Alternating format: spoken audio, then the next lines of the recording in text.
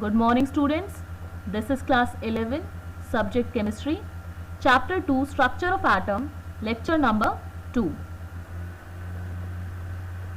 Topics of today's lecture are earlier models of atom, in which we will discuss about Thomson's model of atom, Rutherford's model of atom, then atomic number and mass number, and in the last we will discuss about isotopes, isobars, isotones and isoelectronic species.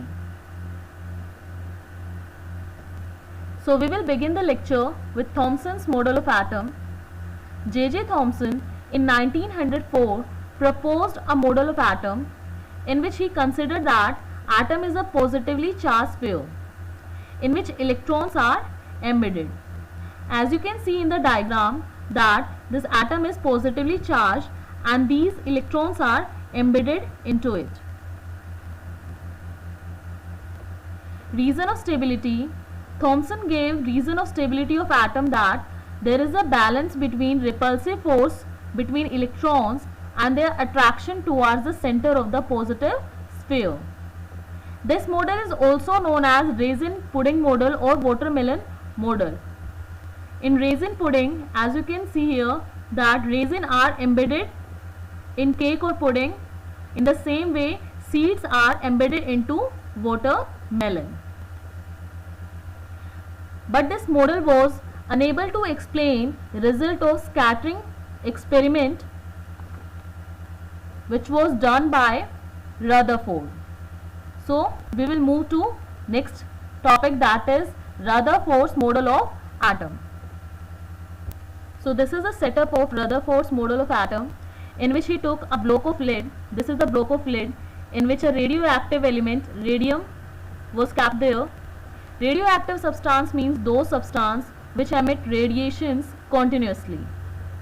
This is a slit which is used to get a fine beam of alpha rays. This is a circular zinc sulfide screen. Whenever any alpha ray strikes to the zinc sulfide, then a bright spot is produced.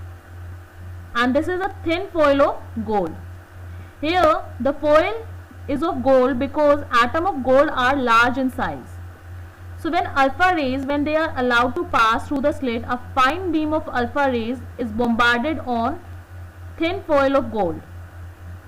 Rutherford observed from this experiment that most of the alpha particles pass through the foil without undergoing any deflection. As you can see here that most of the alpha rays, they pass through the atom without any deflection. Second observation was few alpha particles underwent deflection through small angles. So these alpha particles, they underwent through atom with small deflection, and very few alpha particles, like 1 in 20,000, they were deflected back through more than 90-degree angle. So as you can see, these lines, they were deflected back through more than 90-degree angle. From these observations, he concluded that since most of the alpha particles pass through the foil without undergoing any deflection, so there must be sufficient empty space within the atom. That means most of the space within the atom is empty.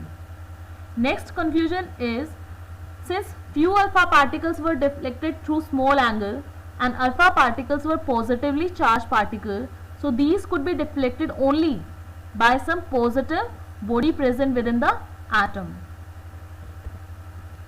Next conclusion, since some alpha particles were deflected back and alpha particles are heavy particles, so these could be deflected back only when they strike some heavier body inside the atom. That means there is some heavier body which is present inside the atom. Next is, since the number of alpha particles deflected back is very small, this shows that heavy body present in the atom must be occupying a very small volume. So here he defined nucleus, that nucleus is the small heavy positively charged body which is present within the atom, in which entire mass of the atom is concentrated. Now electrons have negligible mass, so that means mass of the atom is mainly due to proton and neutron. Hence, proton and neutron must be present in the nucleus. Here there is one more term, that is extranuclear part. So the space around nucleus in which electrons are distributed, that is extranuclear part. Now there is a question, why electrons do not fall into the nucleus? According to Rutherford, electrons are not stationary. They are revolving around the nucleus in circular path. So that means there is a centrifugal force, and there is a balance between centrifugal force and the force of attraction between electrons and nucleus. Now next topic is atomic number. Now we know that atom is electrically balanced, it is electrically neutral. So that means number of positive particles are equal to number of negative particles. In other words, we can say that number of protons must be equal to number of electrons. Now this number is called atomic number. So atomic number of an element is equal to total number of proton present in the nucleus equal to total number of electrons present in the neutral atom. And mass number of an element is equal to number of proton plus number of neutron. So here in this diagram, X is representing symbol of the element. Capital A is representing mass number and capital Z is representing atomic number. Atomic number is also known as subscript and mass number is also known as superscript. Now there is a question that how many proton, electron and neutrons are present in hydrogen. Now atomic number of hydrogen is equal to 1 and formula is atomic number of an element is equal to number of proton equal to number of electrons. That means number of proton and electron are equal to 1. Now mass number of hydrogen is also equal to 1 and mass number is the addition of number of proton and number of neutron. Now in this formula, mass of hydrogen is 1, number of proton is also 1, so here number of neutron is 0. So number of proton in hydrogen is 1, electron 1 and neutron 0. In the same way, next question is how many proton, electrons and neutrons are present in sodium. Now atomic number of sodium is 11. Atomic number of an element is equal to number of protons equal to number of electrons. That means number of proton and electron in sodium are 11. Mass number of sodium is 23. So formula is that mass number of an element is equal to number of proton plus number of neutron. So here we will put the value, mass number is 23, number of proton 11. So here number of neutrons will be 23 minus 11, that is equal to 12. That means number of neutrons are equal to 12. Now next topic is isotope. What are isotopes? So atoms of the same element having same atomic number but different mass number, they are known as isotopes. So here we will take example of hydrogen. Hydrogen has 3 isotopes, protium, deuterium and tritium. So as you can see here that atomic number of hydrogen in all these isotopes are same, that is 1, 1 and 1. But mass number is different. In protium, mass number is 1, in deuterium, mass number is 2 and in tritium, mass number is 3. So atoms of the same element having same atomic number but different mass number, they are isotope. Next is isobar. Now isobar, atoms of the different element having different atomic number but same mass number are called isobar. So here we are taking example of argon, potassium and calcium. These elements are different from each other and atomic number is also different. Here 18, 19 and 20. But you will observe here that mass number is same, 40, 40 and 40. So atomic number is different but mass number is same of different element. They are known as isobar. Next is isotones. What are isotones? Atoms of the different elements which contain the same number of neutrons are called isotones. So here we are taking example of carbon, nitrogen and oxygen.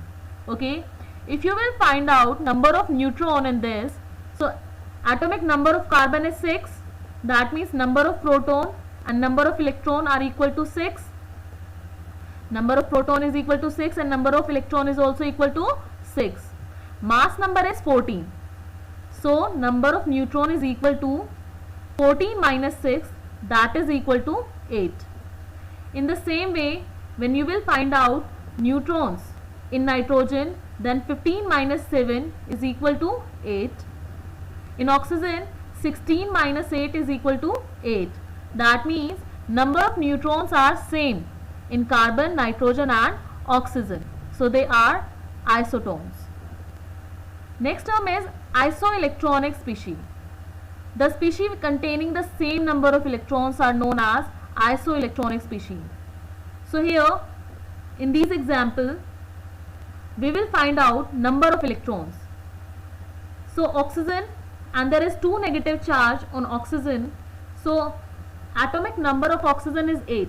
So number of electrons of oxygen atom are 8, but as you can see here there is 2 negative charge. So 8 plus 2 is equal to 10. Whenever there is negative charge, then you will add it into number of electrons, and whenever there is positive charge, then you will subtract it from the number of electrons. So in sodium there is 1 positive charge.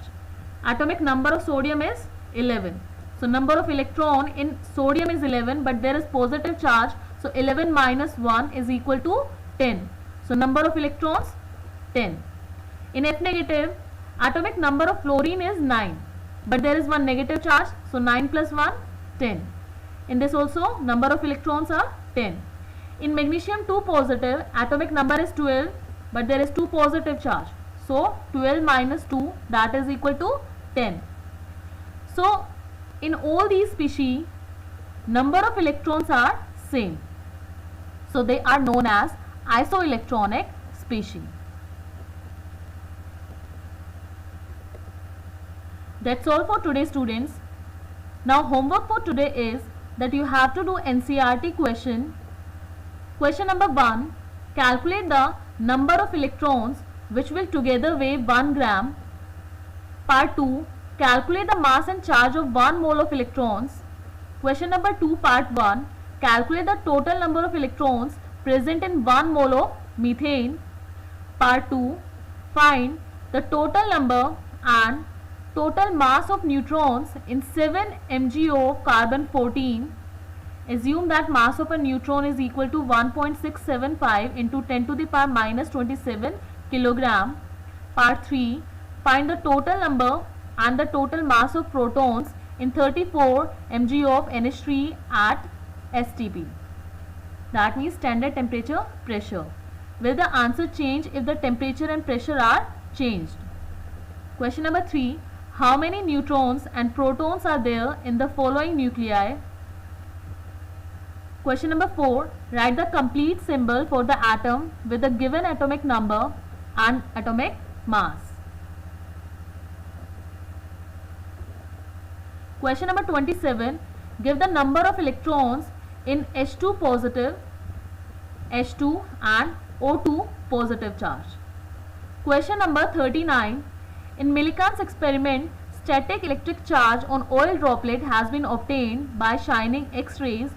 If the static electric charge on oil drop is minus 1282 into 10 to the power minus 18 coulomb, calculate the number of electrons present on it. Question number 40, in Rutherford's experiment, generally the thin foil of heavy atoms like gold, platinum, etc. have been used to be bombarded by the alpha particles. If the thin foil of light atoms like aluminium, etc. is used, what difference would be observed from the above result? Question number 41, symbol bromine 3579 and bromine 79 can be written whereas symbol bromine 7935 and bromine 35 are not acceptable? Answer briefly. Question number 42. An element with mass number 81 containing 31.7% more neutrons as compared to protons, assign the atomic symbol. Question number 43. An ion with mass number 37 possesses 1 unit of negative charge if the ion contains 11.1% more neutrons than the electron. Find the symbol of the ion. Question number 44. An ion with mass number 56 contains 3 units of positive charge and 30.4% more neutrons than electrons. Assign the symbol to this ion. So these are the questions which you have to solve. If you have any doubt, then you can tell me in comment box.